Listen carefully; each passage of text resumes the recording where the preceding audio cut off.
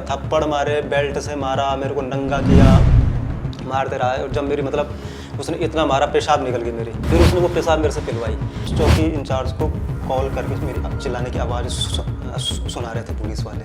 अब सबको पता है ये पुलिस पे वीडियो बनाता है, तो डायरेक्ट संपर्क करते थे वो कि भाई मेरे साथ ही हो गया, आप इस पे कुछ हेल्प कर दे, वीडियो बनाते। कुछ लड़कियां तो ऐसी भी आती थी कि घर में मत बताना कि हम पुलिस स्टेशन गए, या तो घर में दिक्कत नहीं हुई। मैंने कहा मैं केस अब थलवा लूँ और मैं पुलिस पे वीडियो बनाता हूँ, कार्रवाई नहीं हुई तो देख लो तुम्हारी पोल को दूँ ढंग से।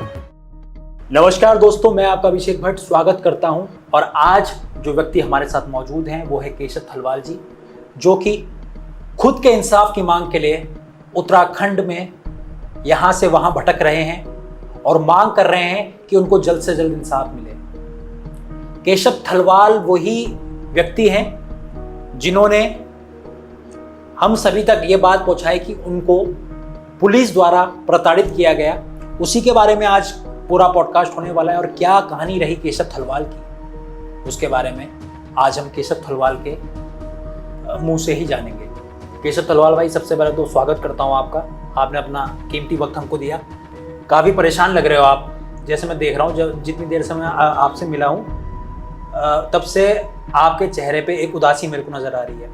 अगर हम बात करें आज की, आज का दिन आपका कैसा रहा? आप कहाँ से आ रहे हैं, थोड़ा वो बताइए। मैं टिहरी कोर्ट से आ रहा हूँ। टिहरी कोर्ट से? तारीख थी मेरी आज। कौन से नंबर की तारीख थी? होगी 14-15 साल की। मतलब 14-15 बार आप कोर्ट चले गए हैं, तो कैसा रहता है कोर्ट जाना? मतलब सोशल मीडिया पे वीडियोस बनाते थे आप, और अब जो है उसी की वजह से आज 14 राउंड आपके कोर्ट के लग चुके हैं। 14 राउंड, अभी तो पता नहीं कितने राउंड लगते हैं। यही है कि मेरी मांग थी कि जो जांच हो मेरे केस की, ये कोर्ट की निगरानी में हो जांच। कोर्ट की निगरानी में सीबीआई जांच की मांग थी मेरी। और नार्को टेस्ट की थी। नार्को टेस्ट हो इनका, पुलिस वालों का हो, मेरा हो, सबका हो, मतलब ये मांग थी। और देखते हैं क्या होता है। केशव भाई, थोड़ा पीछे चलते हैं। आपको मैं इंस्टाग्राम पे देखता था। इंस्टाग्राम पे आप एक जेसीबी पे बैठे रहते थे और उस पे बैठ के आप बुलंद अपनी आवाज़ से मुद्दे उठाया करते थे उत्तराखंड के। और खासकर मैं देखता था आप पुलिस के खिलाफ काफ़ी कुछ बोलते थे। तो कैसे उसकी शुरुआत हुई और क्यों आप पुलिस के ऊपर ही ज़्यादातर वीडियोस बनाते थे, उसके बारे में आप अगर बता पाए मेरे को। 2020 से शुरू हुई ये कहानी। अच्छा। 2020 में मेरी एक शिकायत थी। अच्छा। कुछ शिकायत थी मेरी, और लमगांव थाने में गया और कम से कम 2-3 महीने तक चक्कर मारे वहाँ थाने में। तो आपने एफआईआर रिपोर्ट करवाई थी? ना, हाँ, एफआईआर ही करवा रहा था। अच्छा। लेकिन वो एफआईआर कर ही नहीं रहे थे। अच्छा, तो इसलिए आपका पुलिस के पास राउंड लग रहा था? राउंड लग रहा था। काफी बार रोया मैं वहाँ पुलिस वालों के सामने बैठ के कि लिख दो मेरी एफआईआर। क्या शिकायत थी आपकी केशव भाई? थी कुछ पर्सनल। हाँ, कुछ बोला नहीं चाहता क्योंकि किसी औरों की भी प्राइवेसी होती है। ठीक है। लेकिन बहुत रोया मैं थाने में। और फिर किसी ने मेरे को बोला कि डायरेक्ट कोर्ट में जाओ। अच्छा। और वहाँ से होगी एफआईआर। अच्छा, किसने बोला ये आपको? ये हमारे कोई ठेकेदार थे। ठीक। उन्होंने बोला कि डायरेक्ट कोर्ट में जा और वहाँ से एफआईआर होगी। ठीक है। फिर गया मैं कोर्ट में। वहाँ वकील तो रहते ही हैं, तो मिला मैं वकीलों से। फिर उन्होंने एक शिकायत एसएसपी को दी। और फिर एक मेरे ख्याल से जज थे वहाँ। फिर किसी ने उनसे मिलवाया हमें। फिर उन्होंने एसएसपी को हड़काया, मतलब डांटा बहुत। अच्छा, वो जज साहब ने कि तुम एफआईआर क्यों नहीं कर रहे हो, इनकी शिकायत क्यों नहीं लिख रहे। फिर जब डांटा एसएसपी साहब को, तो फिर लमगांव थाने से मेरे को कॉल आया कि अच्छा, आप थाने में आओ, आपकी एफआईआर हम लिख रहे हैं। ठीक है। फिर गया लमगांव थाने में। फिर एफआईआर लिखी उन्होंने। उसका लिख दी थी एफआईआर? वो कोर्ट में जाने के बाद। तो कितना प्रोसेस लगा था, कितना लंबा टाइम आपको लग गया था? 3 महीने बाद लिखी गई मेरी एफआईआर। पर लिख दी थी उन्होंने? हाँ, उन पुलिस वालों ने तो तब लिखी ना जब वहां से कोर्ट से जब ऑर्डर आया। हाँ, डांट पड़ी जब एसएसपी को, तब किया उन्होंने फ़ोन किया आ जाओ थाने में। और फिर भी जब मैं थाने में गया तो वो बोल रहे कि तुम्हें भी चक्कर मारने पड़ेंगे कि कोर्ट में। मैंने कोई दिक्कत नहीं, मार लेंगे। फिर लिख दी थी उन्होंने एफआईआर। और ठीक है। फिर कार्रवाई हो गई थी। फिर कार्रवाई हो गई थी। उसके बाद फिर वीडियोस बनाने की जरूरत क्यों पड़ी? वीडियो तो इसलिए बनाना शुरू किया ना मैंने कि मैं उस टाइम बहुत रोया था थाने में। अच्छा। बहुत पाँव पड़ा पुलिस वालों के कि कर दो, इस पे कार्रवाई कर दो मेरी शिकायत पे। बहुत रोया था मैं। फिर मेरे को वो टाइम याद आया कि न जाने मेरे जैसे पता नहीं कितने लोग ऐसे ही रोते होंगे थाने में, जिनकी सुनवाई नहीं होती होगी, जिनकी मतलब एफआईआर नहीं, सुनवाई नहीं होती, एफआईआर नहीं लिखते। तो मैंने सोचा कम से कम एक, और हाँ, कोई पत्रकार भी इस पे आवाज़ नहीं उठाता। कोई पत्रकार हो, कोई सोशल मीडिया इन्फ्लुएंसर हो जो सोशल मीडिया पे वीडियोस बनाता हो, तो कोई भी पुलिस के खिलाफ आवाज़ नहीं उठाता। और 2020 में आपने ये चीज़ देखी? आपने ये चीज़ मैंने नोटिस करी कि कोई भी पुलिस पर वीडियो बनाता ही नहीं। और कम से कम एक अकाउंट तो ऐसा होना चाहिए कि जो पुलिस पर वीडियो बनाए, और एक डर पुलिस वालों को हो कि अगर हमने कार्रवाई नहीं किया, हमने कुछ गलत काम किया, तो हमारी वीडियो आ जाएगी। तो मैंने सोचा कि कोई तो बनाता है नहीं, मैंने कहा चलो मैं ही बना लेता हूँ। फिर 2020 से मैं पुलिस पर वीडियो बनाना मैंने चालू कर दी। जो गलत चीज़ करते थे उसके खिलाफ? हाँ, मतलब जैसे किसी ने एफआईआर नहीं लिखी, किसी ने रिश्वत खा ली, किसी पुलिस वाले ने किसी को थप्पड़ मार दिया। और 2020 की बात है, वहाँ एक एसएचओ थे विनोद राणा। कहाँ, टिहरी में? लमगांव थाने में। ठीक है। जिन्होंने मतलब मेरी एफआईआर लिखी ना उस टाइम, वो उस टाइम वही थे। कुछ दिन बाद या महीने बाद उन्होंने किसी को थप्पड़ मार दिया लमगांव थाने में। अच्छा। काफी हल्ला भी हुआ था। अगर आप सर्च करोगे लमगांव में विनोद राणा ने एक व्यापारी के बेटे को थप्पड़ मारा, तो वो पोस्ट आ जाएगी। अच्छा। तो काफी हल्ला हुआ था लमगांव मार्केट में। थप्पड़ क्यों मारा था उन्होंने? अब पता नहीं। अच्छा। थाने के अंदर थप्पड़ मारा तो व्यापारी ने चक्का जाम कर दिया वहां पे। तो मैंने सुना किसी से कि ऐसी सी बात हो गई, तो मैंने वीडियो बनाई उसमें। मैंने उसमें वीडियो बना दी कि ये देखो कि लमगांव के थाने के जो अध्यक्ष है, थाना अध्यक्ष हैं विनोद राणा, उन्होंने थप्पड़ मार दी। और ऐसी वीडियो मैंने उन पर बना दी। और फिर उसके कुछ बाद मेरा किसी के साथ ऐसी मतलब झगड़ा हुआ था, जिसके खिलाफ मैंने एफआईआर क्या लिखवाई थी, जिसके खिलाफ मैंने एफआईआर लिखी, उसका चाचा ताऊ के साथ कुछ दिन बाद मेरा मार्केट में झगड़ा हो गया। आमने सामने? हाँ, आमने सामने झगड़ा हो गया।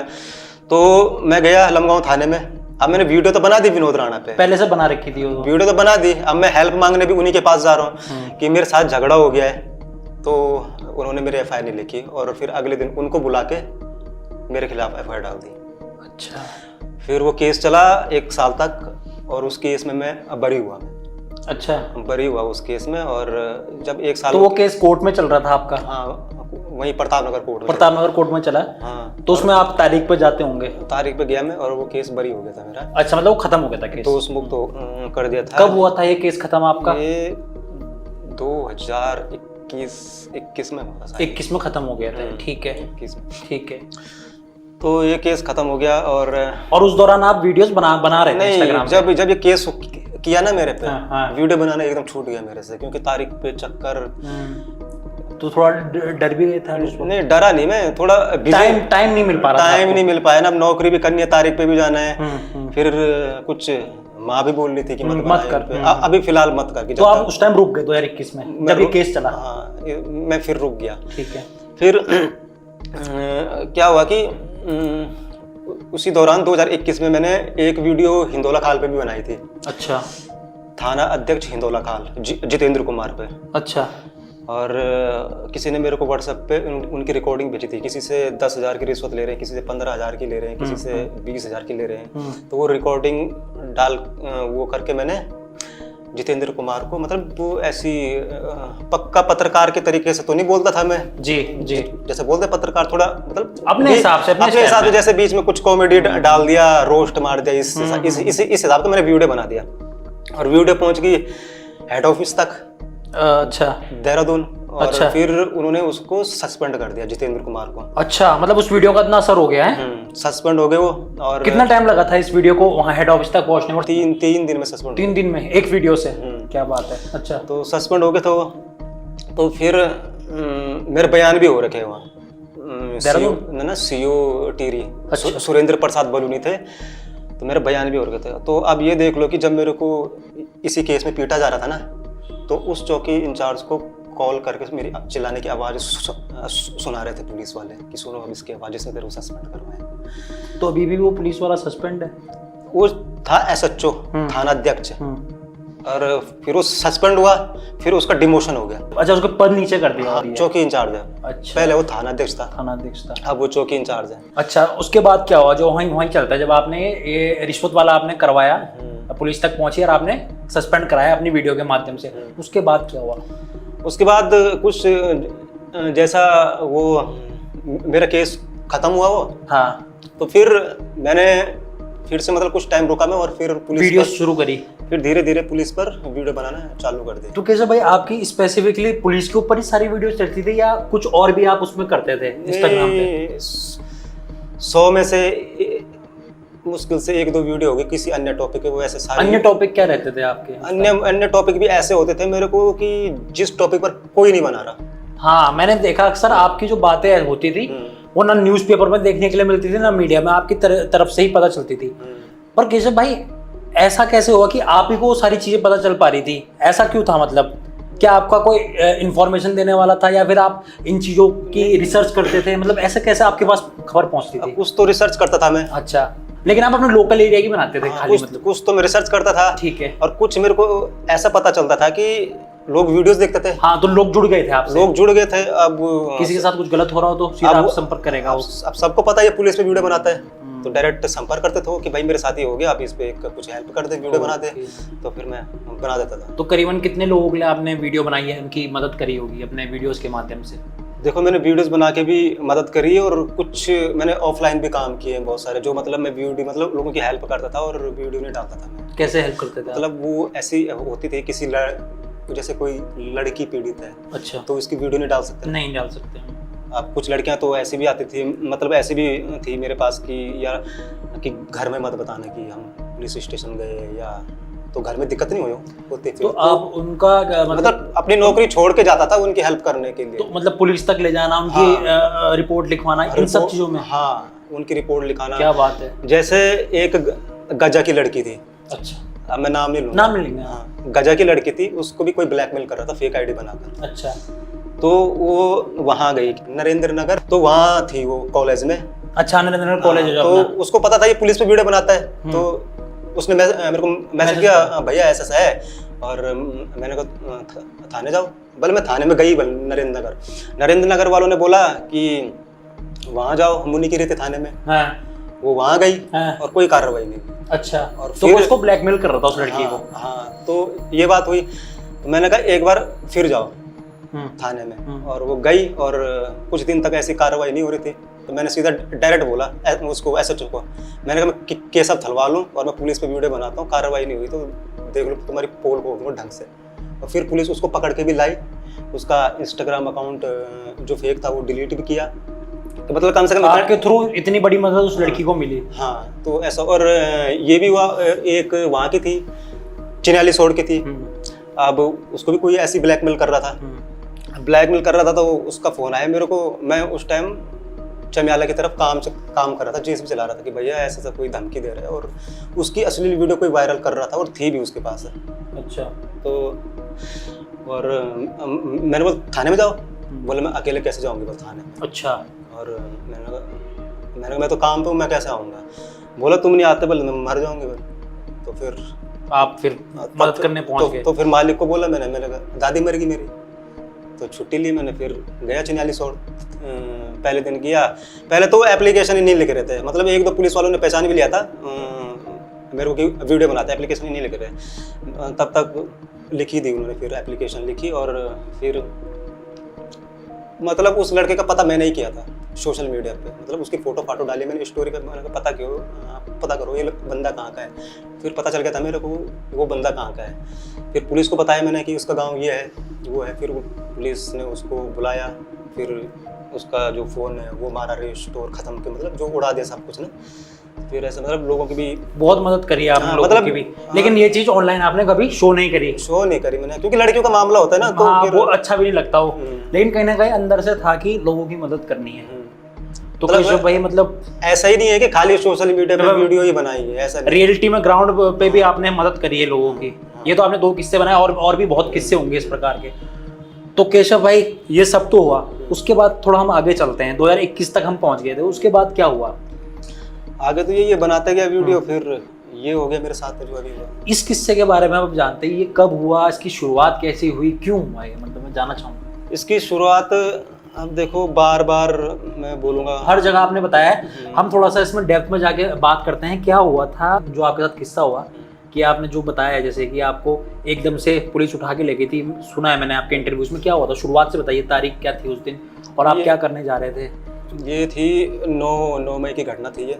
9 मई 2025। हाँ 9 मई 2025 की। और उससे पहले आप वीडियोस बना रहे थे, उससे पहले आपकी चल रही थी रेगुलर वीडियोस? ठीक है। तो 9 मई तो 9 मई की घटना है। काम भी था नहीं, चंबा में चला रहा था जेसीबी। आप जेसीबी चलाते हो बेसिकली? चंबा में चला रहा था। ठीक है। 18 से 20 दिन हो गए थे मेरे को काम करते करते चंबा में? हाँ, पर 18-20 दिन में मैंने मुश्किल से 4-5 दिन काम किया होगा, क्योंकि काम था ही नहीं मशीन का। अच्छा। काम था ही नहीं मालिक के पास, तो ठीक है। दिन भर कमरे पे पड़ा रहता था और कभी टाइम मिल के वीडियो बना देता था। तो 9 मई की शाम को क्या हुआ, 4:30 बजे खाना खुना खा के मैं मसूरी रोड पे जा ही रहा था घूमने के लिए। चंबा से? चंबा मसूरी रोड पे ही था मेरा वो ना घर, वो रूम जहाँ पे आप रह रहे थे। हाँ, तो जा रहा था घूमने के लिए, तो HDFC बैंक के आगे एक स्कूल है बच्चों का, और वहाँ से 100-200 मीटर आगे तो आई एक स्विफ्ट कार पीछे से। अच्छा। और जबरदस्ती मेरे को डालने लगे। पकड़ लिया आपको? मतलब गाड़ी के अंदर डाल रहे थे। आपने पूछा नहीं कौन हो आप लोग? नहीं, मैंने तो सोचा गुंडे हैं, मैं चिल्लाया। मैंने इतनी सारी वीडियो बना रही पुलिस, मैंने क्या पता गुंडे होंगे। अच्छा, तो आप चिल्लाए वहाँ पे? चिल्लाया। छत के ऊपर से लेफ्ट साइड में एक घर था, छत के ऊपर एक औरत थी। उन्होंने देखा? हाँ देखा, ये पूरा घटनाक्रम देखा। उन्होंने कुछ बोला उनको कि मत करो? नहीं, वो खाली देख रही थी? खाली देख रही थी, और अभी तक मतलब कैमरे पे भी नहीं आई वो महिला। नहीं, वहाँ पे कोई लोग नहीं थे आसपास उस वक्त? ये रात की घटना है ना, 4:30 बजे की बात। तो कोई और लोगों ने वहाँ पे मतलब मौजूद नहीं थे? ना, वहाँ पे नहीं, एक ही औरत थी छत के ऊपर। और रोड पे कोई नहीं था? रोड पे कोई नहीं था। अच्छा। और फिर डालने लगे वो। मैं जब बैठ ही नहीं रहा था ना उनकी गाड़ी में, तो उन्होंने बोला तूने एसएसपी को शिकायत दे रखी है कि एसएसपी ने तेरे को मिलने के लिए बोला है। अब एसएसपी को मैंने शिकायत वाकई में दे रखी थी। कब? एक मैंने दी थी 23 अप्रैल को, एक दी थी 1 मई को, एक दी थी 2 मई को। मतलब 2-3 बार दे रखी थी आपने? 2-3 बार दे रखी थी, और 1 हफ्ते पहले ही दी थी मैंने। क्या शिकायतें थी वो? थी कि कोई घर में परेशान कर रहा है। किसको? घर वालों को, अच्छा। गाँव की लड़कियों को। अच्छा, मतलब कि जो आपको सोशल मीडिया पे मैसेज आते थे वो वाली शिकायतों की बात कर रहे हैं? ये पर्सनल है? ये मेरा अपना पर्सनल मैटर है ये। अच्छा। घर में कोई परेशान कर रहा था तो उसकी शिकायत दी थी मैंने। तो वो बोल रहे एसएसपी ने तेरे को बुलाया है। फिर मैं थोड़ा नॉर्मल हो गया। हाँ, अच्छा। तो पर नहीं, लेकिन एसएसपी ने बुलाया तो ऐसा धक्का मार के थोड़ा ले जाओगे आप गाड़ी में ना? हाँ, वही तो बात है। पर फिर थोड़ा नॉर्मल हो गया मैं। और अच्छा। फिर भी मैं गाड़ी में तो बैठ ही नहीं रहा था। हाँ। मैंने कहा कुछ गलत करेंगे। फिर बैठ ही नहीं रहा था मैं, लेकिन फिर थोड़ा नॉर्मल हो गया। फिर जबरदस्ती उन्होंने मेरे को गाड़ी में डाल ही दिया, खींच के। फिर अगर वो ये नहीं बोलते ना कि तेरे को एसएसपी ने बुलाया है, फिर तो मेरा शक हो जाता कि गुंडे। फिर आप भी अपने बचाव में? फिर तो मैं उनका हाथ काट देता, गाल काट देता, दांत से कुछ भी करते, मतलब कुछ भी करता बचाने के लिए। हाँ, फिर तो थोड़ा नॉर्मल हो गया। मैंने पुलिस वाले ज्यादा क्या ही कर लेंगे। हाँ, ये हो गया ना थोड़ा। पर फिर भी नहीं बैठ रहा था मैं उनके साथ। अच्छा। और फिर ले गए वो। जैसे ही वो उन्होंने मेरे को गाड़ी के अंदर डाला, गाड़ी थोड़ा आगे गई, इन्होंने फोन किया राजेंद्र कुमार को। जब आप गाड़ी के अंदर बैठे हुए थे? राजेंद्र कुमार को इन्होंने फोन किया कि अब बताओ इसको कौन से रास्ते से लाना है। ऐसा क्यों? अब पता नहीं, उस टाइम तक तो मेरे को पता नहीं था। और कौन से रास्ते से लाना है। फिर उसने बोला होगा कद्दू खाल से कोई रास्ता है। फिर ये मेरे को कद्दू खाल तक ले गए, रास्ते में पूछ करके कहाँ से। तो कैसे भाई, जब ये चल रहा था गाड़ी के अंदर, तो उस वक्त आपने किसी को संपर्क करने की कोशिश नहीं करी? नहीं, फोन ले लिया था ना उन्होंने। छीन लिया था फोन छीन लिया था। आपने बोला नहीं फोन दो मेरे को? अब बोला मैंने ज्यादा क्या कर लेंगे, मैंने एसएसपी ऑफिसर। हाँ, आपने लगा पुलिस के पास लेकर जा रहे हैं। लेकिन हल्का सख्त हो गया था, मैंने कहा कुछ गलत करने ही वाले हैं। मतलब फिर ले गए वो वहाँ तक, कद्दू खाल तक ले गए। रास्ता उनको मिला नहीं। अच्छा। फिर वापस से चंबा के रास्ते ही मेरे को वहाँ ले गए, कोटी कॉलोनी। हाँ, चंबा से पहले ना जंगल है। हाँ, 2-3 किलोमीटर पहले। हाँ, जंगल है। वहाँ से इन्होंने चंबा थाने में कॉल की थी। अच्छा। और वहाँ से एक कांस्टेबल को बुलाया। फिर वो कांस्टेबल मेरी लेफ्ट साइड बैठा, और एक मोटा आदमी था वो मेरा। तो ये सिविल ड्रेस में थे कि? ये जिन दोनों ने मेरे को उठाया ये तो ऐसे कपड़ों में थे, सिविल ड्रेस में। लेकिन जो कांस्टेबल बाद में आया वो पुलिस की वर्दी में था। अच्छा। वो पुलिस की वर्दी में था। फिर वो मेरा इधर की साइड बैठ गया, एक इधर की साइड बैठ गया। फिर ले गए चंबा से जो मार्केट खत्म होता है ना, एक गदेरा पड़ता है, वहाँ पे वो उतर गया कांस्टेबल। अच्छा। फिर ये लेकर गए मेरे को कोटी कॉलोनी चौकी में, और वहाँ मतलब थोड़ी देर बिठाया उन्होंने। फिर आपने पूछा नहीं कि क्यों लेकर आए हो? बोला एसएसपी आ रहे हैं, आप वेट करो। हाँ, ठीक है, एसएसपी आ रहा है बोले। फिर मैंने आ रहा होगा एसएसपी आ रहा होगा, मैंने ज्यादा क्या बोल लेगा वो एसएसपी। देख लेंगे। और धर्मेंद्र रोहतल आया फिर, इंस्पेक्टर, अच्छा। लमगांव थाने का इंस्पेक्टर। अच्छा। फिर वो आया, जैसे ही वो आया उसने थप्पड़ मारने चालू कर दिए मेरे। आते ही जैसे ही वो आया थप्पड़ मारे, बेल्ट से मारा, मेरे को नंगा किया, मारते रहा। और जब मेरी मतलब उसने इतना मारा, पेशाब निकल गई मेरी। ये करीबन कितने बजे की बात होगी उस दिन? अब देखो वहाँ या टाइम याद है आपको? रात हो रही थी मेरे हिसाब से ना, उस टाइम पूरी रात नहीं पड़ी थी, पूरी रात नहीं पड़ी थी, मतलब ऐसी होगा जैसा अभी है, मतलब रात पड़ने ही वाली थी, उजाला ही था। तो केशव भाई आप बोल रहे हो कि वो आए, उन्होंने आपके सीधा थप्पड़ मारा, तो जब थप्पड़ मारा आपने कुछ जवाब दिया या फिर आपने अपने को बचाने का प्रयास करा? बचाने का प्रयास करना, वो सारे पुलिस वाले मैंने कहा अब तो मारेंगे ही, अब क्या। अब तो वहाँ पे कोई सिविलियन कोई नहीं था वहाँ पे, सिर्फ पुलिस थी वहाँ पे? हाँ पुलिस, कुछ ऐसे कपड़ों में थे। अच्छा, तो आपके ऊपर हाथ कौन उठा रहा था? ये धर्मेंद्र रोहतल, सिर्फ वही उठा रहा था हाथ, ठीक है। फिर मतलब इसने पहले मारा आपको, थप्पड़ मारेगा? थप्पड़ मारा, बेल्ट से मारा, नंगा किया मेरे को। फिर जब मेरी पेशाब निकल गई, फिर उसने वो पेशाब मेरे से पिलवाई कि पी की इस पेशाब को। केशव भाई करीबन कितनी देर मारा आपको? मेरे को पूरी रात मारा उन्होंने, पूरी रात। कहाँ पे मारा आपको? यहाँ ये तलवे हो रखे थे, इतने मोटे मोटे हाथ, इतने बड़े बड़े, यहाँ पीछे बेल्ट के निशान थे पूरा, मतलब यहाँ उल्टा लेट, उन्होंने मेरे को उल्टा लेटाया था। सारे के सारे पुलिस वालों ने मेरी पीठ पे पाँव रखा था, फिर मेरे पाँव उल्टा किया तो ये यहाँ पे छिलने के निशान हो रखे थे, यहाँ हो रखे थे छिलने के निशान, जब उन्होंने मेरे को उल्टा किया। फिर उल्टा करके डंडा मार रहे थे, सारे के सारे पुलिस वाले मेरी पीठ में चढ़ गए, डंडा मार रहे थे। इतनी देर से आपको वो मारते रहे, आपने एक बार भी उनसे मतलब पूछने की कोशिश करी कि आप ये कर क्यों रहे हो, क्यों मेरे को मार रहे हो? नहीं, मैंने वीडियो बनाई थी ना उन पे, मेरे को तो पता था क्यों मार रहे हो, वीडियो बनाई थी उन पे। क्या वीडियो बनाई थी? मैंने धर्मेंद्र रोहतल, देखो मेरे घर की शिकायत थी, उन्होंने, अच्छा, वो कार्रवाई नहीं कर रहे थे तो उसके ऊपर वीडियो बनाई थी? मैंने हाँ उसके ऊपर भी बनाई थी, और एक उससे पहले मैंने भी बनाई थी उस पर धर्मेंद्र रोहतल पे एक वीडियो, ये जो रीना गोयल सामने आई ना अब। अच्छा, तो कौन है रीना गोयल? जो धर्मेंद्र रोहतल से प्रताड़ित है। किस तरीके से प्रताड़ित हुई वो? कि उसको मारा, उसके बच्चों को मारा। अच्छा, तो अच्छा, मैंने उस पर भी वीडियो बनाई थी। उससे पहले जब ये हुआ आपके साथ, तो मैंने डायरेक्ट सवाल पूछा था धर्मेंद्र रोहतल को।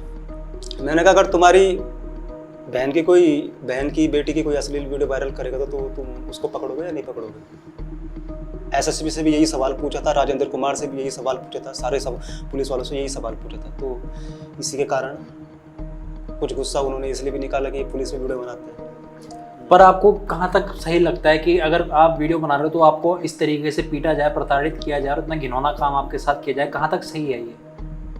दर्शकों मैं आपसे ही पूछना चाहूँगा, कहाँ तक आपको ये सही लग रहा है कि एक व्यक्ति पुलिस के गलत कामों के ऊपर वीडियो बनाता है और उसको इतनी बुरी तरीके से प्रताड़ित किया जाता है, जिस तरीके से केशव भाई बता रहे हैं, मेरे रोंगटे खड़े हो रहे हैं कि पहले तो थप्पड़ों से मारा जाता है, फिर बेल्ट से, फिर आपको उल्टा करके भी मारा गया। उसके बाद क्या हुआ केशव भाई, उसके आगे बताइए आप। ये मतलब पेशाब भी की उसने सर पे। तो ये कहाँ, जेल के अंदर ही हुआ ये? ना जेल के अंदर नहीं, चौकी के अंदर। चौकी के अंदर मार रहे थे? हाँ। पेशाब करी उसने सबके सामने? सबके सामने नहीं, सबको पहले बाहर भेजा उसने कि तुम बाहर जाओगे, फिर पेशाब की उसने सामने से। हाँ, ये आगे यहीं से सर में पेशाब की उसने। उस टाइम आप क्या, मेरे तो बेहोशी की हालत हो रही थी ना, मतलब आपको पता चल रहा था कि आपके साथ क्या हो रहा है? हाँ, मतलब मेरे तो पाँव सूज रखे थे, हाथ सूज रखे थे, मैं क्या करता। कितने थे वो पुलिस वाले? 9-10 पुलिस वाले थे। क्या आप बोलने की हालत में भी शायद से नहीं होंगे उसको? मेरे को तो बहुत मार देता था, कहाँ से बोलता मैं, अगर मैं बोलता तो फिर और मारते, और फिर मार ही रहे थे वो वैसे भी, तो बोलना क्या है फिर, जब मार पड़ी रही तो बोलना। केशव भाई जब ये पूरी हो रहा था, ये सब कुछ जब हो रहा था, तो दिमाग में क्या चल रहा था उस वक्त? दिमाग में तो यही चल रहा था कि मैंने पुलिस पे वीडियो बनाई है, और मतलब ऐसा क्या लग रहा था कि मतलब खौफ था, डर था कि अब आगे क्या होगा, उसके बारे में कुछ सोच रहे थे आप?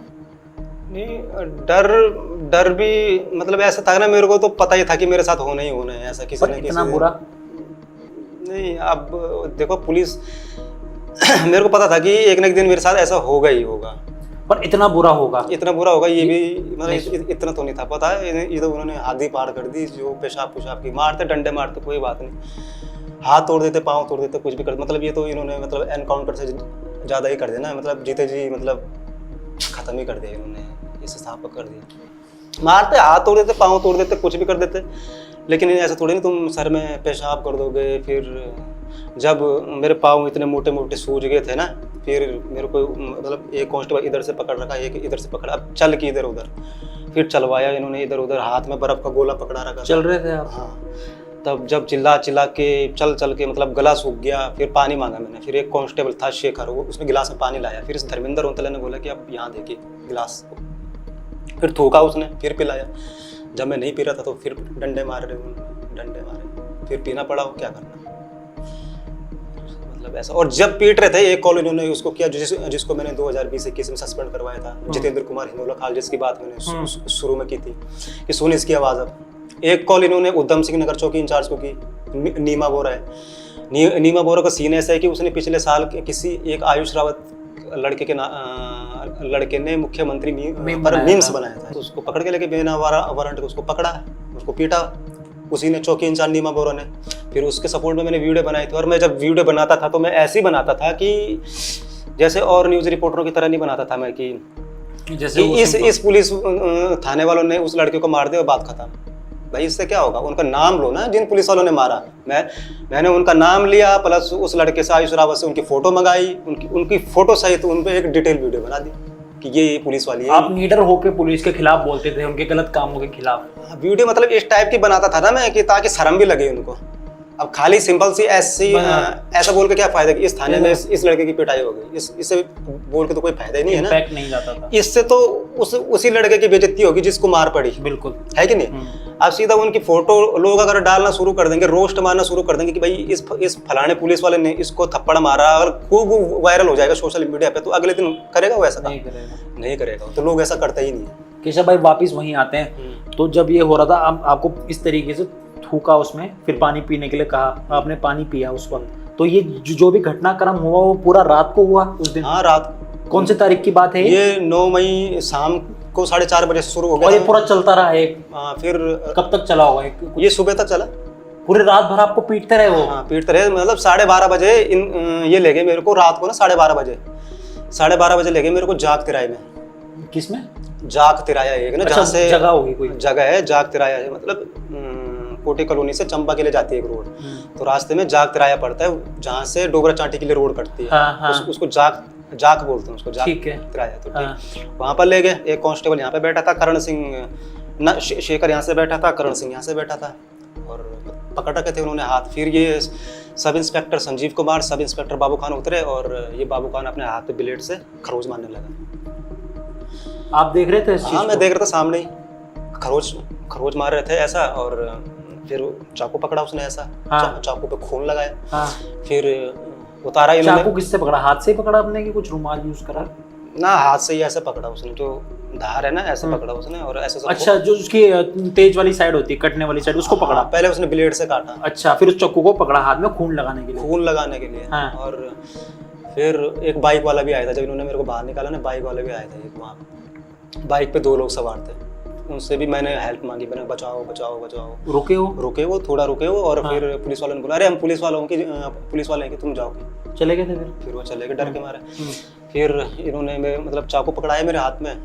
आपने पकड़ लिया? हाँ, तो क्या करना था, अधमरा कर रखा था आपको। पकड़ ले मैंने चाकू। मैंने कहा जब इतना मारे दिया तब देख लेंगे, चाकू पकड़ ले। फिर चाकू पकड़ाए उन्होंने, फिर वीडियो बनाई मेरी।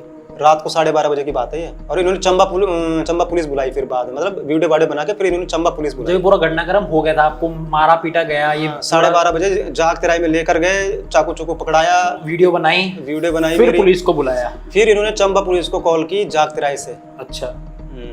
जब मैं जाग तिराई में पहुंचा था ना, जब लेकर गए मुझे, तो उस टाइम 12:30 टाइम हो रहा था, मैंने देख लिया था टाइम। अब उसके बाद चंबा पुलिस आई, और आई होगी कम से कम आधा पौन घंटा, 1 घंटा ऐसे लगा होगा, तब तक आप वहीं पे गाड़ी के अंदर ही रखा हुआ था आपको? हाँ, गाड़ी के अंदर ही।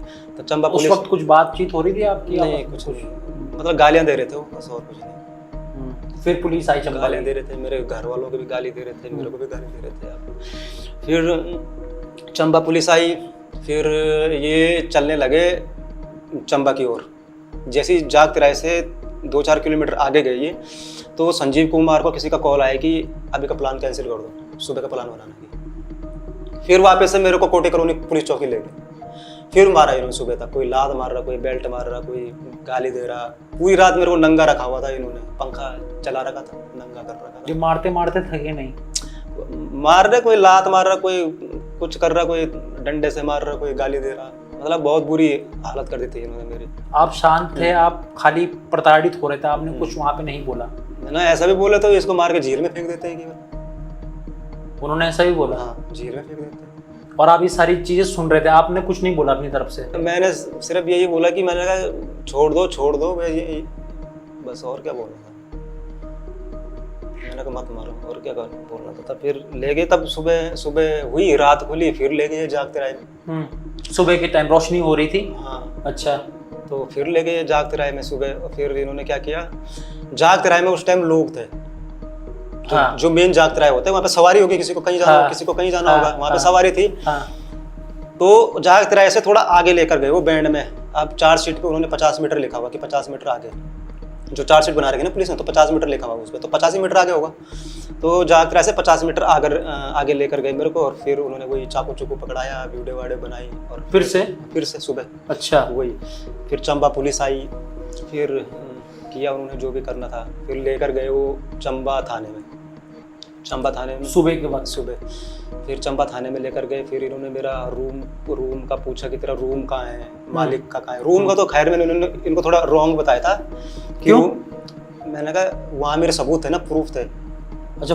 जो शिकायत मैंने पुलिस को दे रखी थी, एसएसपी को दे रखी थी, जो पुराने स्क्रीनशॉट थे धमकियों के, वो सारा था उसमें। वहाँ फोन रखा हुआ था आपका? फोन भी था एक ओप्पो का रूम पे। अच्छा, 1-2 फोन थे आपके पास? वो तो मतलब पुरानी बंद कंडीशन में फोन। लेकिन उसके अंदर सबूत थे आपके? वहाँ सबूत थे, उसमें भी सबूत थे। बंद कंडीशन में था, मतलब इतना यूज नहीं करता था मैं उसे। अच्छा, मैं एक चीज पूछना भूल गया। जब आपको रात को कोटी कॉलोनी बोलते हैं जहाँ आपको ले गए थे पहले, वहाँ आपका फोन कहाँ तक गया उस वक्त? मोबाइल फोन आपका वहाँ ले गया था कार के अंदर? धर्मेंद्र उतेला ना, जब ये मेरे को जागते राय लेकर गए ना, तो उस टाइम फोन धर्मेंद्र उतेला के पास ही था। नहीं, लेकिन जब आपको पकड़ा, आप बोल रहे हैं मसूरी रोड से, जब आपको स्विफ्ट में लेकर जा रहे थे, उस वक्त आपसे फोन छीन लिया गया था। तो ये फोन आपको नहीं मिला तब सुबह तक? दिया ही नहीं फिर तो मेरे फोन आपको मिला ही नहीं? फिर धर्मेंद्र उतेला के पास ही रहा ये फोन। अच्छा। तो हाँ, इन्होंने मेरा फोन भी कनेक्ट किया था उस रात को हॉटस्पॉट से। वाईफाई से? हाँ, हॉटस्पॉट वाईफाई जो होता है। आपका फोन कनेक्ट किया? हाँ। क्यों? वीडियो देख रहे थे मेरे इंस्टाग्राम पे। फिर वो दिखा रहा धर्मेंद्र उतेला, ये देखो कैसा चौड़ा होकर वीडियो बनाता है, ये देखो। पुलिस पे जो वीडियो बना रहा था मैं, वो वीडियो दिखाने लगा पुलिस वालों को, और फिर डंडे से मारने लगा। ये है इसके हाल। अब बनाएगा कि पुलिस पे वीडियो? हाँ। ऐसा तो बोला था। तो आपने क्या कहा फिर? मैंने कहा नहीं बनाऊंगा, यही बोला मैंने कहा अब नहीं बनाऊंगा। फिर मारते रहा। हॉटस्पॉट से कनेक्ट किया, मतलब ये है कि अगर चलो ये इसके बारे में तो बाद में बताऊंगा। हॉटस्पॉट से इन्होंने कनेक्ट किया। ये जब चंबा लेकर गए ना मेरे को थाने में, इन्होंने 120 रुपये डाले मेरी जेब में। 120 रुपये कैश? क्यों? शायद किराए दिखाने के लिए कि घर जा रहा था। जब मैं चंबा मसूरी रोड पे जा रहा था, मेरे पास 1 रुपये नहीं थे। अच्छा, कैश नहीं था आपके पास? कैश नहीं था। और 120 रुपये दिखा रहे थे इन्होंने, मेरी जेब में डाले इन्होंने। जब चंबा पहुंच गए थे आप? थाने में लेके गए जेब। फिर ये मेरे रूम पर गए, और जब ये रूम पर गए तो ये मालिक के सामने गए रूम पर, क्योंकि छूटने के बाद मैंने पता किया था मालिक से ना कि पुलिस वाले आए थे यहाँ। अच्छा। और वो बैग ले गए, तेरा बैग ले गए। उस बैग में फ़ोन भी था आपका, ओप्पो वाला? हाँ, ओप्पो वाला फ़ोन भी था। अच्छा। फिर क्या हुआ जब आप चंबा थाने पहुँच गए? उसके बाद क्या हुआ आगे? फिर 120 रुपये डाले। फिर कैंटीन में भी पहले तो इन्होंने हवालात में डाला। फिर कैंटीन में, जब कैंटीन में था ना मैं, तो इसने बाबू खान को कॉल करी। इधर कैंटीन में आप खाना खाने गए थे? मैंने तो खाया नहीं खाना। तो फिर वहाँ जो इस संजीव कुमार था लमगांव थाने का, इसने बाबू खान को कॉल करी कि कहाँ हो।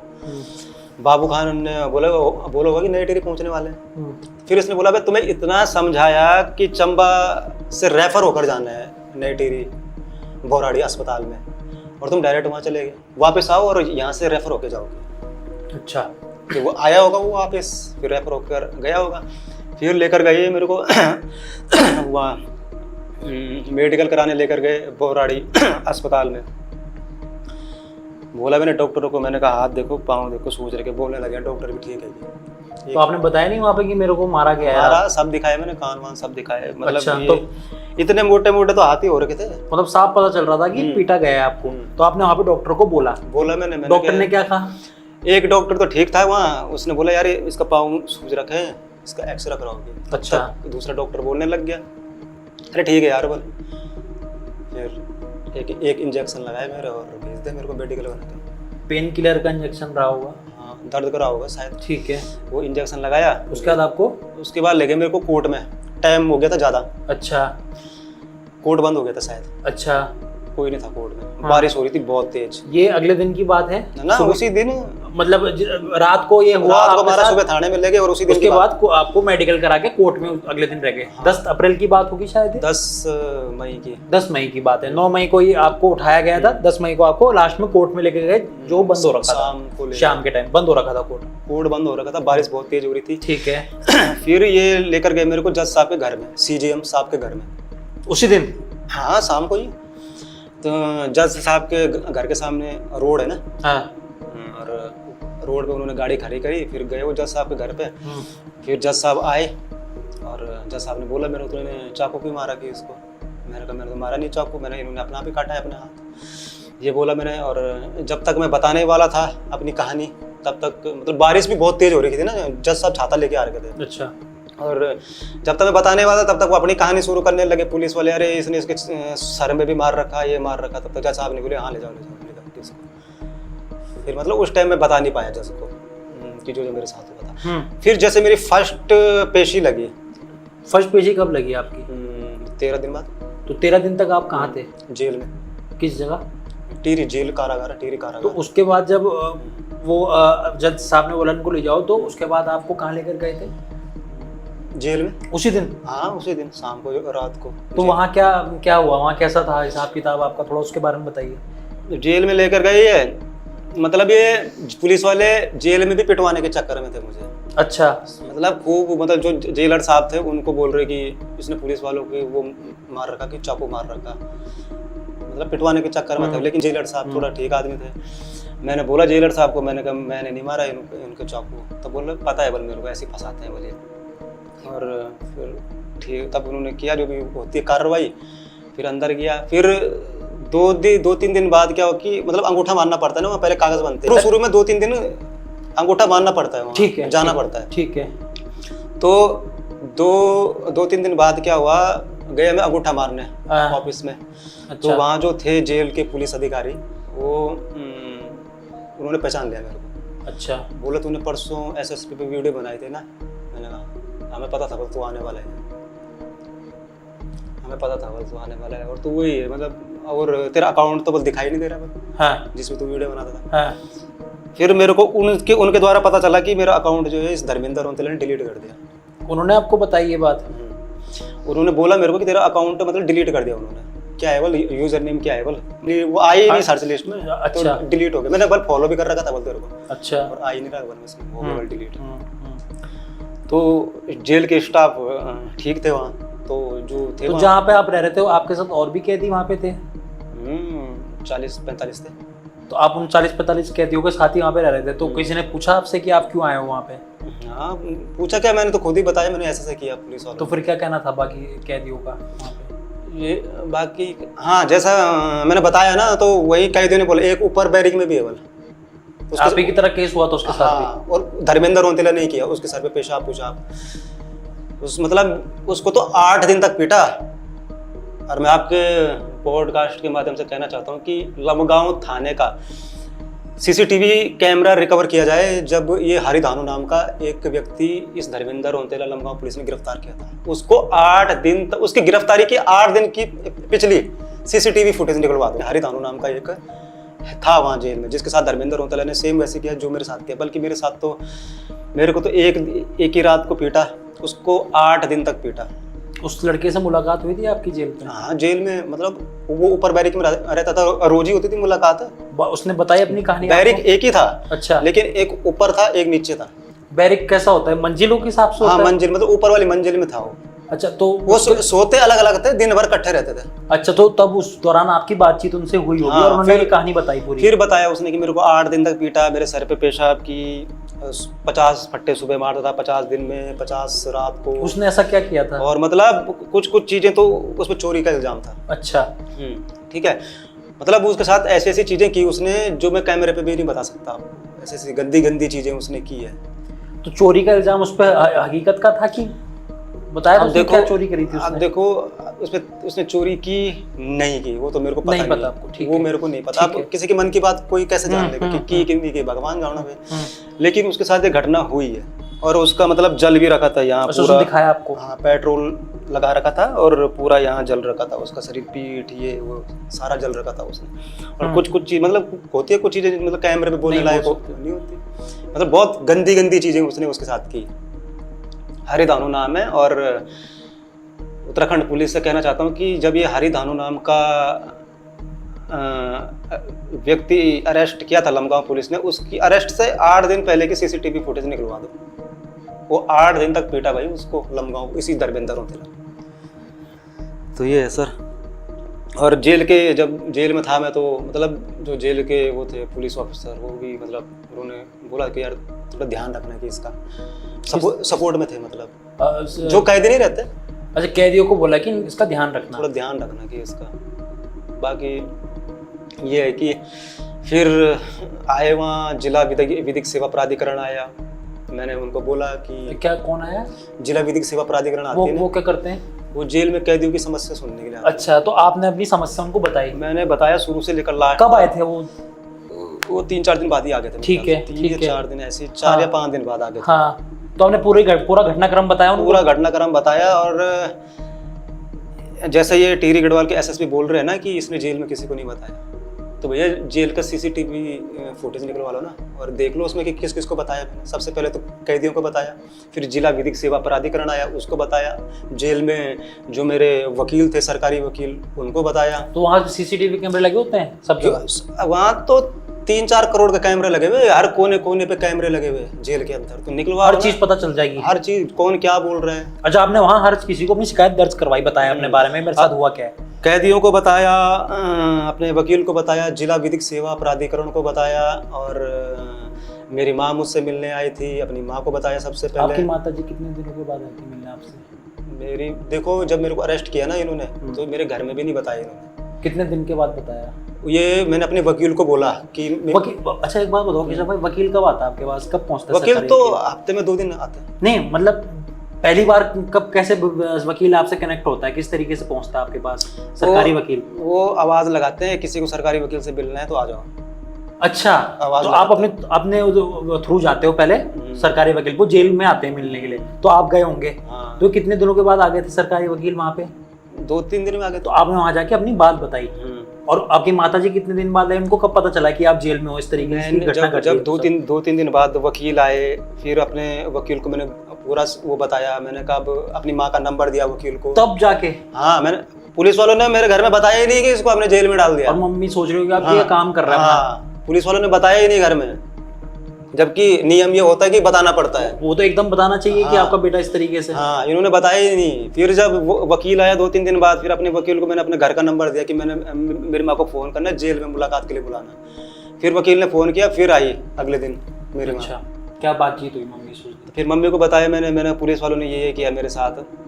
क्या बोली? मैंने कहा सीधा जा तू, मैंने कहा मीडिया के पास जा सीधा। अच्छा, आपने बोला मम्मी को? हाँ, मैंने बोला मैंने सीधा मीडिया के पास जा। फिर मेरी मम्मी को बोला लोगों ने कि, पुलिस वालों ने भी बोला कि मतलब अब मीडिया के पास जाओगे कि इसकी बेल नहीं होगी। फिर डराया उनको? हाँ, लोगों ने भी बोला कि अभी मत जाओगे मीडिया के पास, पहले चार्जशीट आने दो कि इसकी चार्जशीट आने दो, क्योंकि अगर अब मीडिया में हल्ला होगा बोले तो ये चार्जशीट हार्ड बनाएंगे बोले। अच्छा, ऐसी बातें भी चल रही थी। मैंने तो अपनी माँ को बोला, मैंने कि सीधे जा मीडिया में बता दे सब कुछ। फिर मेरी माँ ने एक शिकायत डीजीपी को दी थी कि जो मेरे साथ हुआ है उसी टाइम पे। हाँ, मतलब अगले महीने दी थी 5 उसको जून को 5 जून को दे दी थी।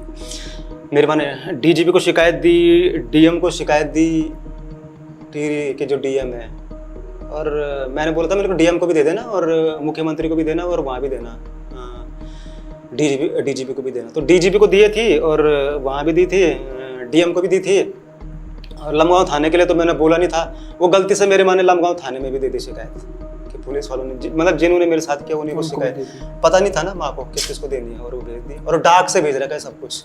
ये जो टिहरी गढ़वाल का एसएसपी जो झूठ फैला रहा है नहीं है कि इसने किसी को नहीं बताया, हर किसी को बताया। और डाक से मेरी माँ ने डीएम को भी शिकायत दी, डीजीपी को शिकायत दी। टिहरी जेल का सीसीटीवी रिकवर करवाओ, दिखवाओ, रिकवर कराओ, चलवा दो उसको, कि बताया कि नहीं पानी बताया, का पानी हो जाएगा, है कि नहीं, उसको चलाओ। कोटी कॉलोनी पुलिस चौकी का सीसीटीवी फुटेज है, उसको चलवाओ अपने सोशल मीडिया पे। फिर मेरे चंबा जो मसूरी रोड पे मेरा रूम था, वहाँ आगे HDFC बैंक है, वहाँ पे भी सीसीटीवी वहाँ होगा। पे भी सीसीटीवी कैमरा है। और जो अगर मैं झूठ बोल रहा हूँ कि मेरे को स्विफ्ट कार में उठाया, तो पहले तो मैं जाते हुए दिखूंगा, फिर पीछे से कुछ देर बाद तो स्विफ्ट कार आएगी कोई ना कोई, हवा में तो आई नहीं होगी गाड़ी, तो वो स्विफ्ट कार दिखाई देगी। अब रात को 12:30 बजे जाग तिराहे में जब ये चाकू पकड़ा रहे थे, 2 व्यक्ति आए थे बाइक से वहाँ पे ना, वो व्यक्ति तो कहाँ से दिखाई देंगे, हाँ वो भी तो दिखाई देंगे जब वो चंबा से आएंगे। पर मान लो कि बहुत सारी गाड़ियाँ आ रही होगी वहाँ से, लेकिन चंबा पुलिस की गाड़ी आई रात को 12:30 बजे के बाद जाग तिराहे में, वो गाड़ी तो दिखेगी ना। पेट्रोल पंप है पुरानी टिरी रोड पे, उसका सीसीटीवी रिकवर करवा लो। तो कहीं ना कहीं आपकी मांग है कि सीसीटीवी फुटेज आएगी तो जो आपकी कहानी है अब पता चल जाएगा। और अब लोग पता क्या बोल रहे कि टाइम ज़्यादा हो गया, सीसीटीवी रिकवर तो हट गया होगा कि, तो ऐसा होता नहीं है। जो कैमरा एक बार रिकॉर्ड करता है ना, वो कभी भी डिलीट नहीं होता, रिकवर हो जाता है, सालों साल का होता है रिकवर। जो पुलिस जब FSL के लिए भेजती है तो सालों साल का रिकवर होता है। FSL क्या होता है? Forensic lab. हाँ, लैब होती है। अगर मतलब जैसे आपने अपने कैमरे से कुछ रिकॉर्ड कर लिया, फोन से कुछ रिकॉर्ड कर लिया, उसको डिलीट मार दिया, तो हो सकता है, रिकवर तो होता है ना, वो बिल्कुल रिकवर होता है। टेक्नोलॉजी इतनी आगे पहुंच चुकी है, रिकवर होता है वो, तो करवाओ ना, रिकवर करवाओ। जेल की सीसीटीवी फुटेज तो रहती होगी 6-7 महीने तक, बैंक की भी बहुत काफी लंबी रहती है, काफी स्टोरेज रहता है। कहीं से भी सीसीटीवी फुटेज नहीं मिल रही है अभी, कहाँ मिल रही है कोई ना कोटी कॉलोनी पुलिस चौकी की सीसीटीवी फुटेज रिलीज कर रहा है आयुष अग्रवाल, ना जेल की कर रहा है, ना HDFC बैंक की कर रहा, ना पुरानी टिहरी पेट्रोल पंप की कर रहा। जो चंबा की पुलिस आई थी 12:30 बजे रात को, तो सीसीटीवी फुटेज में तो दिखेगा ना कि हाँ आ रही है 12:30 बजे रात को चंबा पुलिस, है कि नहीं।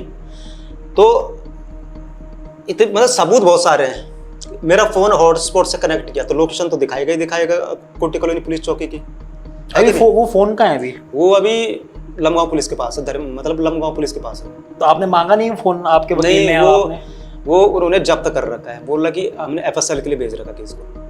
केशव भाई वापिस आते हैं जरा। 13 दिन के बाद आपने बोला आपकी फिर दूसरी हियरिंग हुई थी जेल में। 13 नहीं बल्कि 9 दिन में मेरी GM कोर्ट में लग गई थी। तो वहाँ पे क्या हुआ? वहाँ पे बताया मैंने, अपनी छोटी चाटें दिखाई मैंने। आपका सरकारी वकील आपके साथ था वहाँ पे? हाँ ठीक है। फिर 2-3 दिन बाद, 13 दिन बाद वहाँ लगी CJM कोर्ट में। तो जब आपकी तारीख लगती थी, क्या ये पुलिस वाले भी आते थे जो आपको लेकर गए थे? नहीं, पुलिस वाले दरअसल ऐसा है ना, चार्जशीट के बाद आते हैं, जब चार्जशीट जमा होती है ना, अच्छा, उसके बाद होती है गवाही। अच्छा, इन्होंने 3 महीने पहले तो ये है ना, मैंने CJM के पास मेरे 13 दिन में तारीख लग गई थी, CJM साहब के पास।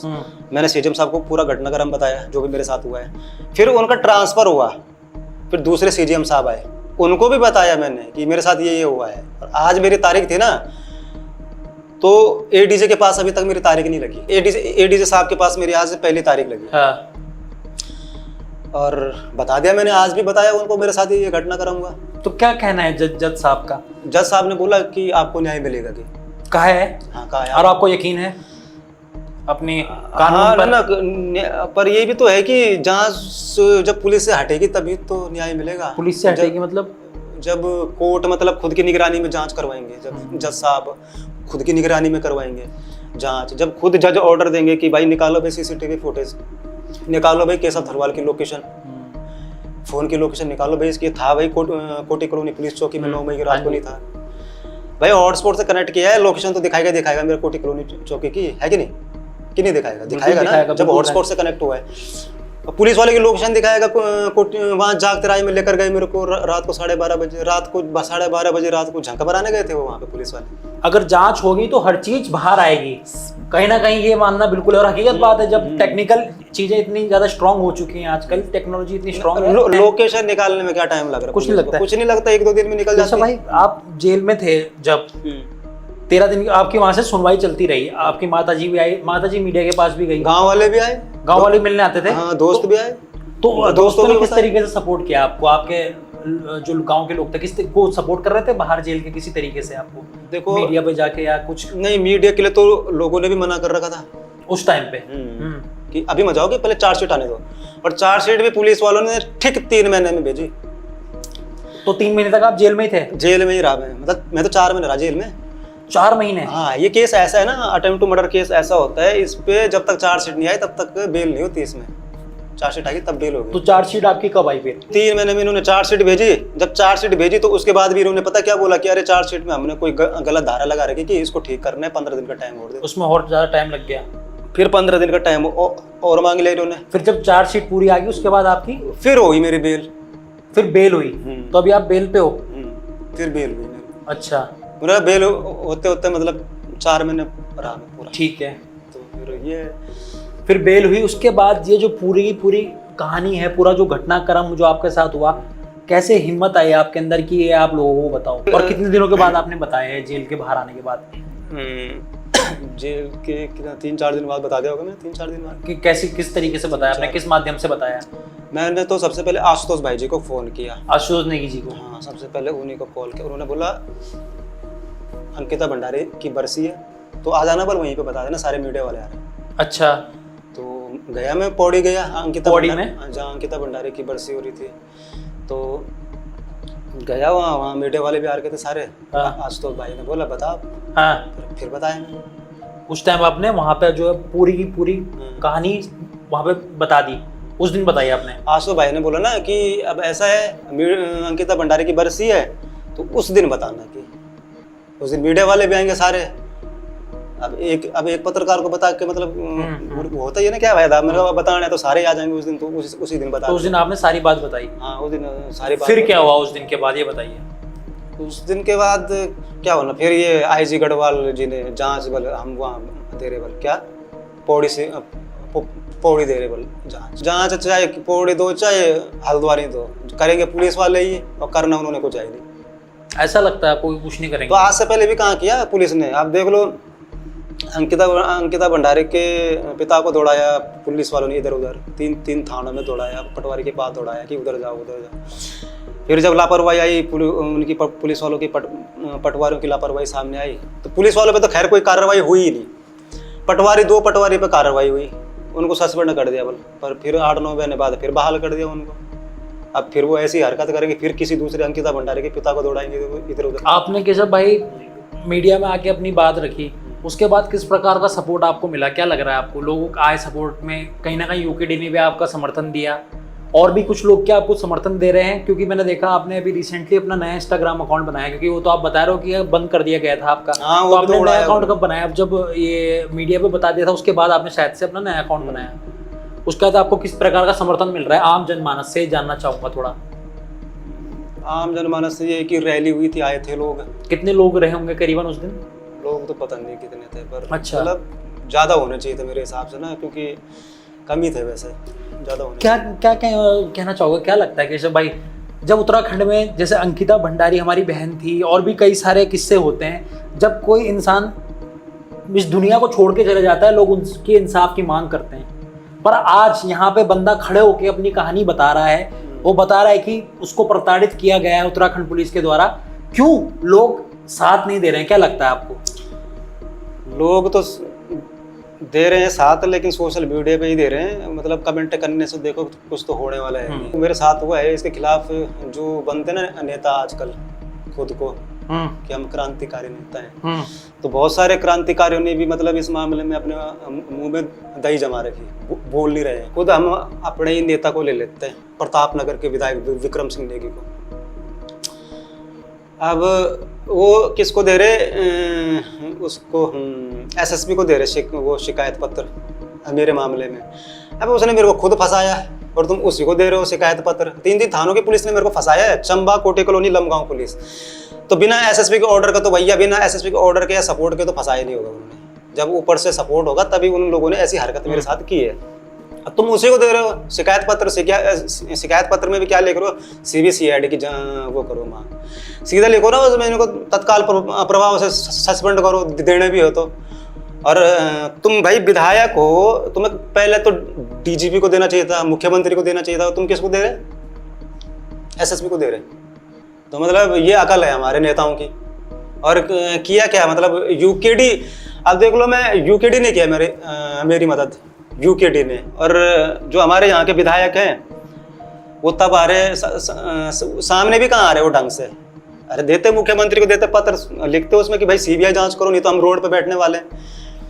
मतलब सरकार तो बीजेपी की है ना अभी, तो कांग्रेस वालों को तो खूब हल्ला करना चाहिए था। त्रिवेंद्र सिंह रावत है, बल्कि उन्होंने जी बोला मेरे लिए, बिल्कुल बोला कि इसमें जांच होनी चाहिए ढंग की। त्रिवेंद्र सिंह रावत जी को क्या कहना चाहेंगे आप? उन्होंने कहीं ना कहीं त्रिवेंद्र सिंह रावत जी का मैं धन्यवाद करता हूँ। उन्होंने कम से कम बोला तो, मतलब बोलना विपक्ष पार्टी को चाहिए था, कांग्रेस को बोलना चाहिए था, कांग्रेस के नेता को विक्रम सिंह ने क्यों बोलना चाहिए था, ये तो चुप हो गया। मैं विनती करना चाहूंगा उत्तराखंड के क्षेत्रीय नेताओं से, जो भी युवा नेता हैं जो तैयारी कर रहे हैं 2027 विधानसभा की। एक उत्तराखंड का भाई परेशानी में है, इंसाफ की मांग कर रहा है, आप उत्तराखंड के तमाम मुद्दे उठाते हो। हमारे भाई केशव थलवाल का भी जो मुद्दा है बहुत ही जरूरी है उठाना, क्योंकि अगर आज हम लोग इस मुद्दे को नहीं उठाएंगे, अगर आज हम लोग इस बात को नहीं बोलेंगे, आज हम अगर केशव भाई के इंसाफ की मांग नहीं करेंगे, तो ये कल आप में से भी किसी के भाई या बहन के साथ हो सकता है। क्योंकि जब बीतती खुद पे है तभी इंसान को याद आती है। आज उत्तराखंड का भाई परेशानी में है, क्यों इसके समर्थन में लोग नहीं आ रहे हैं, क्यों उत्तराखंड बोल नहीं रहा है? इन्होंने बिल्कुल सही बात करी कि छोटे छोटे मुद्दों पे तो आप इतनी बड़ी बड़ी कहानियां, इतनी बड़ी बड़ी वीडियोस बना दोगे, लेकिन आज मेरे भाई को जब इंसाफ की जरूरत है तो कोई सामने नहीं आ रहा है। मुट्ठी भर के लोग, आप बोल रहे हो कि रैली में इतने लोग आए कि बहुत कम थे।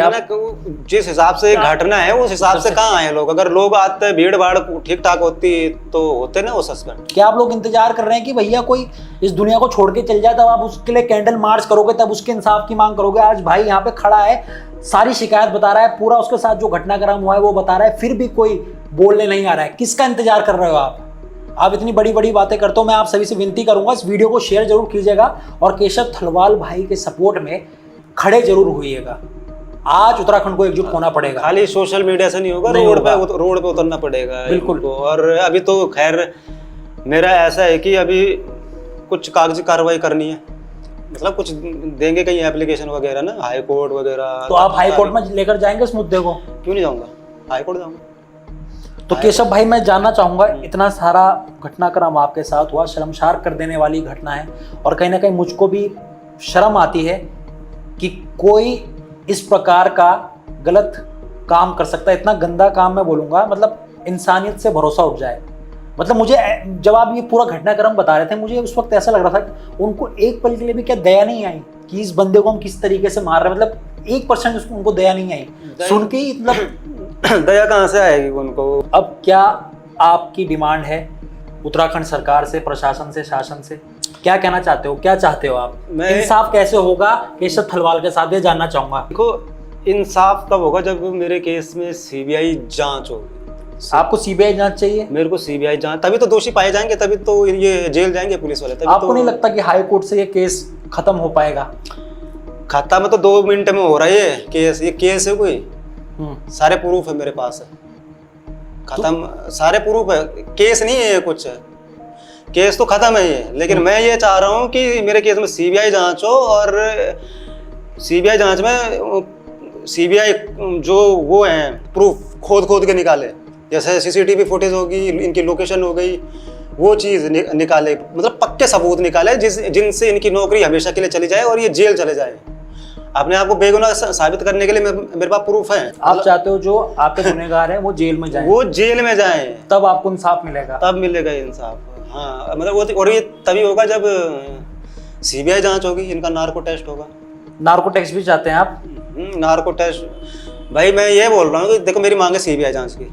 मैं ये बोल रहा हूँ, अगर तुम्हें लग रहा है कि मैं झूठ बोल रहा हूँ, पुलिस वाले झूठ बोल रहे, होता है ना, ये कन्फ्यूजन होता है। मैं ये बोल रहा हूँ कि पहले नार्को टेस्ट करवा लो। नार्को टेस्ट आपका भी होगा? नार्को टेस्ट मेरा भी करवाओ, और अगर नार्को टेस्ट में ये पता चलता है कि मैं सच बोल रहा हूँ तो फिर करवाओ सीबीआई जांच।